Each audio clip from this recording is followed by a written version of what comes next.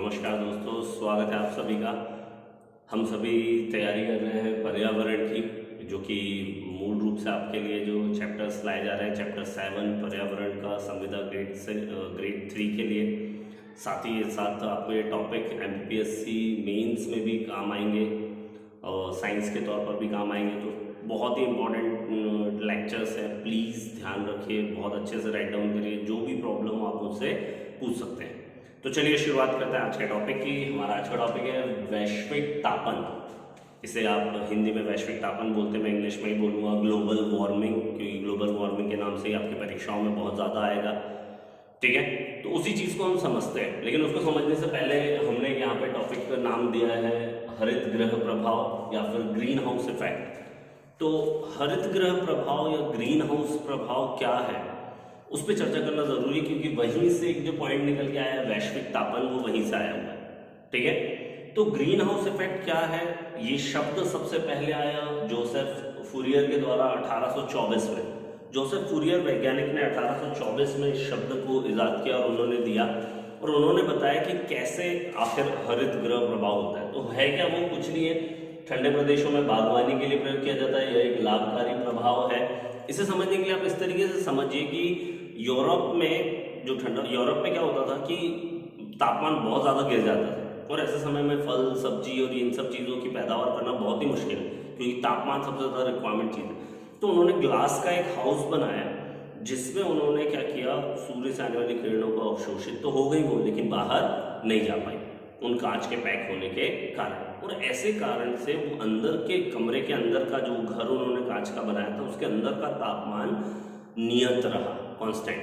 तो ऐसी परिस्थिति में अच्छी पैदावार हुई, अच्छी बागवानी हुई, और यही प्रभाव क्या कहलाया, फिर बाद में आगे चलकर ग्रीन हाउस इफेक्ट कहलाया। और मैं आप सभी को बता दूं कि पृथ्वी पर वायुमंडल जो है, पृथ्वी पर वायुमंडल ऑटोमेटिकली उस चैम्बर का काम कर रहा था, जो यूरोप में हमने बागवानी के तौर पर प्रयोग किया। तो वही चीज हमने आगे एक्सप्लेन की है कि पृथ्वी पर जो वायुमंडल है वो एक प्राकृतिक ग्रीन हाउस इफेक्ट पैदा करता है। सूर्य से सूरज की किरणें धरती पर पड़ती है, धरातल में शाम को धरातल ठंडा होना शुरू करता है, और वो सूर्य से आए हुए विकिरण को कुछ प्रतिशत में क्या करता है, 30% मान लेते हैं या 40% मान लेते हैं कि 30% क्या करता है, वातावरण में भेजता है। अगर वायुमंडल नहीं होता तो क्या होता, अचानक से पृथ्वी का तापमान रात में बहुत ज्यादा डाउन हो जाता, और जब रात में बहुत ज्यादा डाउन हो जाता है, इसका मतलब ये कि यहाँ पर जीवन संभव नहीं हो पाता। चारों तरफ का जो वातावरण है, वायुमंडल है, वह चैम्बर के तौर पर तापमान को नियत रखता है, जिससे धरती पर जीवन संभव हो पाए। ये लिखा है वायुमंडल में ऊष्मा वायुमंडल ऊष्मा को रोकता है, और ऊष्मा के रुकने से, जो विकिरण के रुकने से भारत मतलब जो तापमान है रात का लगभग 18 डिग्री औसत के आसपास वो नियत रहता है। ठीक है, अब हम बात करते हैं, आते हैं ग्लोबल वार्मिंग। अभी तक आपने समझा कि आखिर ग्रीन हाउस इफेक्ट क्या था और पृथ्वी पर वो कैसे कार्य करता है। अब उसी से नाम देखिए ग्लोबल वार्मिंग, ग्लोबल या वैश्विक तापमान, पूरे विश्व में या पूरी पृथ्वी पर तापमान का बढ़ना क्या कहलाता है, ग्लोबल वार्मिंग कहलाता है। तो आखिर ये हुआ कैसे, ये अपन देखते हैं। वही हमने दिया कि परिभाषा के तौर पर अगर आप ग्लोबल वार्मिंग को डेफिनेशन पे तौर पे समझना चाहते हो, तो मात्रात्मक एवं गुणात्मक रूप में ग्रीन हाउस प्रभाव में वृद्धि। एकदम सटीक शब्दों की अगर बात करें तो वो है कि मात्रात्मक रूप से या गुणात्मक रूप से, किसके, ग्रीन हाउस इफेक्ट के बढ़ने से, क्योंकि ग्रीन हाउस इफेक्ट तापमान को नियंत्रित रखता है। ग्रीन हाउस इफेक्ट मतलब तापमान भी ज्यादा होगा, तो इसी को कहते हैं बेटा क्या, ग्लोबल वार्मिंग। उसे मैं कुछ दूसरे तरीके से समझाने की कोशिश करता हूँ, जो इतनी देर से मैं आपसे चर्चा कर रहा हूँ कि औद्योगिकरण हुआ, विश्व स्तर पर क्या हुआ, औद्योगिकरण हुआ। यूरोप के देशों ने औद्योगिकरण को बहुत जल्दी अपनाया, फिर भारत ने भी अपनाया हमारे द्वितीय तृतीय पंचवर्षीय योजना तक। तो हमने देखा कि जब आप औद्योगिकरण की बात करें तो 19वीं शताब्दी के प्रारंभ में आप पाएंगे कि यहाँ पर जो वातावरण में जो कार्बन डाइऑक्साइड थी उसका प्रतिशत 0.27 था, 0.027%। सोच के देखिए, औद्योगिकरण के पूर्व जब बहुत ज्यादा मात्रा में औद्योगिकरण हुआ, संसाधन चले, कारखाने चले, कोयला जला, तब क्या हुआ, बहुत ज्यादा मात्रा में क्या आई, कार्बन डाइऑक्साइड वातावरण में छोड़ी गई, और इससे कार्बन डाइऑक्साइड की मात्रा में वृद्धि हुई। और वर्तमान समय में आप देखते हैं कि 0.4 को क्रॉस कर गया, लेकिन डॉक्यूमेंटेशन की बात करें तो 0.039% क्या है, कार्बन डाइऑक्साइड का प्रतिशत।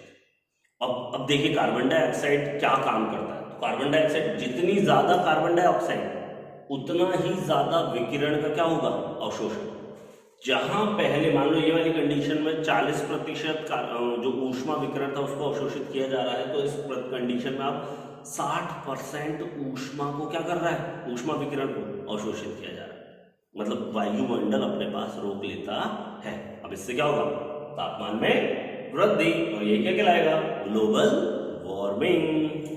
ठीक है, तो द मोस्ट, यहां तक पूरा थ्योरेटिकल पार्ट था, आपको सिर्फ समझना फाउंडेशन के लिए कि कैसे ग्रीन हाउस इफेक्ट होता है, ग्रीन हाउस इफेक्ट का बढ़ जाना ही कैसे ग्लोबल वार्मिंग है। अब मैं बात करता हूं कि सीधे जैसे आपके दिमाग में भरा हुआ है कि नहीं सिर्फ एक गैस क्लोरोफ्लोरोकार्बन के कारण क्या होता है, आपका ओजोन क्षरण होता है, वैसे ही दूसरी गैस कार्बन डाइऑक्साइड के कारण क्या होता है, ग्रीन हाउस इफेक्ट होता है। तो बिल्कुल भी ऐसा नहीं है। आज भी मैं आपके सामने जो 6 गैसेस रख रहा हूँ, हम यहाँ से क्योटो प्रोटोकॉल से लेंगे, ठीक है, वो अभी आपके सामने आएगा। तो हमने क्योटो प्रोटोकॉल से क्या ले लिया, 6 गैसों का नाम। तो इन लोगों ने बताया कि कार्बन डाइऑक्साइड 60% जिम्मेदार है ग्लोबल वार्मिंग के लिए। मीथेन दूसरे नंबर पर बात करें तो मीथेन 20% जिम्मेदार है ग्रीन हाउस इफेक्ट के लिए। जलवाष्प, द मोस्ट इंपॉर्टेंट थिंग, जलवाष्प 12% जिम्मेदार है ग्रीन हाउस इफेक्ट के लिए। तो ये टॉप 3 है। इसके अलावा क्लोरोफ्लोरोकार्बन, नाइट्रोजन ऑक्साइड, ओजोन, ये भी जिम्मेदार है किसके लिए, ग्रीन हाउस इफेक्ट के लिए। तो अगर ऑप्शन में आपके पास सभी होता है तो फिर आपको इन 6 के साथ सभी को टच करना पड़ेगा। किसी एक गैस को चुनना है तो आपको कार्बन डाइऑक्साइड को चुनना होगा। ठीक है, अब हम बात करते हैं ग्लोबल वार्मिंग के अगले फ्रेम में, अगले टॉपिक पे, वो है ग्लोबल वार्मिंग रोकने के लिए किए गए प्रयास अंतर्राष्ट्रीय स्तर पर। मैंने आपसे कहा कि ग्लोबल वार्मिंग एक इंटरनेशनल समस्या बनती जा रही है जिससे किसी एक देश को नुकसान नहीं होगा। अभी हम प्रभाव देखेंगे तब आपको चीज़ समझ में आएगी कि कैसे चीज़ें होते जा रही हैं। और जितने भी छोटे देश हैं, गरीब देश हैं, उनके लिए ज़्यादा विकट समस्या है, क्योंकि बड़े देश या विकसित देश इस समस्या को पैदा कर रहे हैं और नुकसान पूरी पृथ्वी को हो रहा है। ठीक है, तो अब आइए देखते हैं। सबसे पहली बार 1972 में स्टॉकहोम में, स्वीडन की राजधानी है, तो स्टॉकहोम में एक सम्मेलन किया गया विश्व स्तर का, और जिसमें बोला गया कि नहीं यार, विश्व पृथ्वी का तापमान बढ़ रहा है और इस समय के लिए हमें थोड़ा सा चिंतित होना पड़ेगा। सारे देश आए, बैठे, आपस में चर्चा किए, और उस ज़्यादा कोई ऐसा बहुत ज़्यादा फायदा उस मीटिंग का हमें हुआ नहीं। क्योंकि देखिए यहाँ पर ये बात समझना बहुत ज़्यादा ज़रूरी होगा कि औद्योगिकरण हो रहा है। औद्योगिकरण मीन्स पैसे, और अर्थ से हर कोई देश प्यार करता है। सारे देश अपनी आर्थिक क्षमता बढ़ाना चाहते हैं, आर्थिक क्षमता बढ़ेगी तभी देश विकास लेगा। तो कोई भी ज़्यादा ऐसा कुछ नहीं, बस सभी ने थोड़ी थोड़ी चिंता जाहिर की और बस वो समस्या वहीं पर क्या हो गई, हमारी खत्म हो गई। इसके बाद पुनः 1992 में पृथ्वी सम्मेलन की हुआ, बहुत ही ज़्यादा इंपॉर्टेंट है, ध्यान रखिएगा। 1992 में पृथ्वी सम्मेलन हुआ, पहला पृथ्वी सम्मेलन, जिसमें ये डिसाइड किया गया कि अब हम हर साल बैठेंगे, एक ना एक बार जरूर कोशिश करेंगे कि भैया पर्यावरण की हमें चिंता है, और उसमें फिर देखेंगे कि हमें क्या करना है या क्या नहीं करना है। अब जब सारे देश आपस में बैठे, यहाँ पर जैव विविधता बहुत बड़ा टॉपिक रखा गया, पर्यावरण बहुत बड़ा टॉपिक रखा गया, ग्लोबल वार्मिंग बहुत बड़ा टॉपिक रखा गया, ऐसे बहुत सारे मुद्दे यहाँ पर हमने विश्व स्तर पर देखे। लेकिन अगेन सेम वही चीज़ की बहुत ज़्यादा कोई हमें लाभ प्राप्त नहीं हुआ। अब इसी गंभीरता को समझिए कि 1992 में उन्होंने बोला था 92 में कि हमें फिर से बैठना है, लेकिन उन्हें बैठने में कितने साल लग गए, 3। 95 से उन्होंने फिर बैठना शुरू किया, और उन्होंने पृथ्वी सम्मेलन में ही बोल दिया था कि अब हम क्या करेंगे, कोप सम्मेलन करेंगे। कोप मतलब कॉन्फ्रेंसेस ऑफ पार्टीज, उससे ज़्यादा लेना देने। तो पहला कोप सम्मेलन कब हुआ ये आपको ध्यान रखना है, ये हुआ 1995। ठीक है, तो कोप सम्मेलन हुआ, वहां पर हम लोग बैठे, उन्होंने बोला कि अब हम हर साल बैठेंगे और पृथ्वी पर मतलब इन सारे टॉपिक पर पर्यावरण के लिए चर्चा करेंगे। दूसरा फिर हम देखते हैं 97 की अगर हम बात करें तो 1997 में क्या हुआ, क्योटो प्रोटोकॉल। ये माइलस्टोन कदम है यहाँ पर आपका ग्लोबल वार्मिंग के। अभी तक जो बाकी समस्या थी पर्यावरण था, लेकिन क्योटो प्रोटोकॉल में क्या रख दिया गया, कुछ बहुत बड़े बड़े बड़े बड़े प्रावधान रख दिए। और ध्यान रखिए, प्रोटोकॉल मीन्स कंपल्सरी है वो फिर कि हर देश को मानना ही पड़ेगा। और हमने बोला कि बड़े देश, पहले विकसित देशों को मानना पड़ेगा और उसके बाद छोटे देशों को मानना पड़ेगा। तो क्योटो प्रोटोकॉल जापान में हुआ, कोप 3 जब चल रहा था हमारा तीसरा, क्योंकि 95 से देखेंगे आप तो तीसरा कोप सम्मेलन था, उसको नाम दिया गया क्योटो प्रोटोकॉल बाद में, क्योंकि वहाँ पे ऐसे समझौता हुआ देशों के बीच कि हम लोग 2010 तक अपने क्या करेंगे, जितने भी 5 विकसित देश थे उन लोगों ने बोला कि नहीं, हम अपनी कार्बन डाइऑक्साइड उत्पादन की जो क्षमता है उसको क्या कर देंगे, कम कर देंगे, उत्सर्जन की, सॉरी, तो उस क्षमता को हम क्या कर देंगे, कम कर देंगे।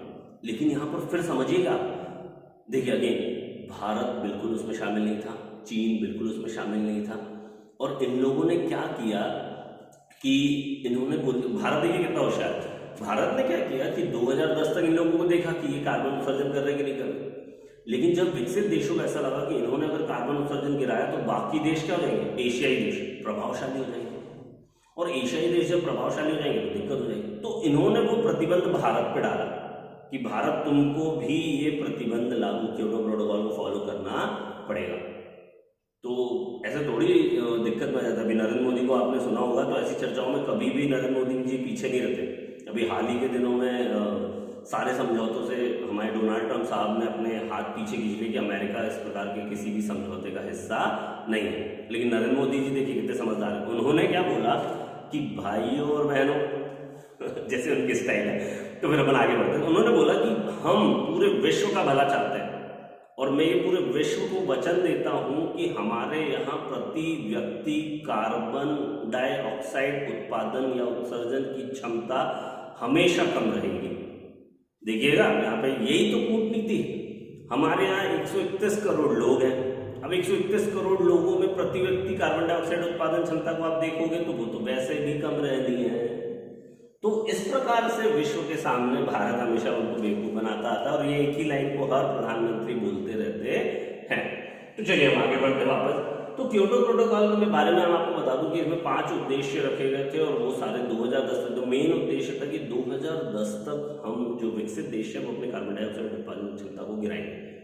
बट ऐसा कुछ हो नहीं पाया। कनाडा ने अपने हाथ पहले पीछे खींच लिए और 2010 तक जब इस प्रकार की कोई भी किसी भी देश ने अपने अपने प्रावधान नहीं लागू किए तो आखिरकार 2 वर्षों के लिए क्योटो प्रोटोकॉल को और बढ़ाया गया कि 2012 तक कर दो चलो, लेकिन तब तक भी कोई कारगर परिणाम सामने नहीं आ पाए। तब आप देखेंगे कि यहाँ पर बीच में 2002 में रियो 10 हुआ, इसे पृथ्वी सम्मेलन नाम दे सकते हैं, लेकिन वो हुआ नहीं।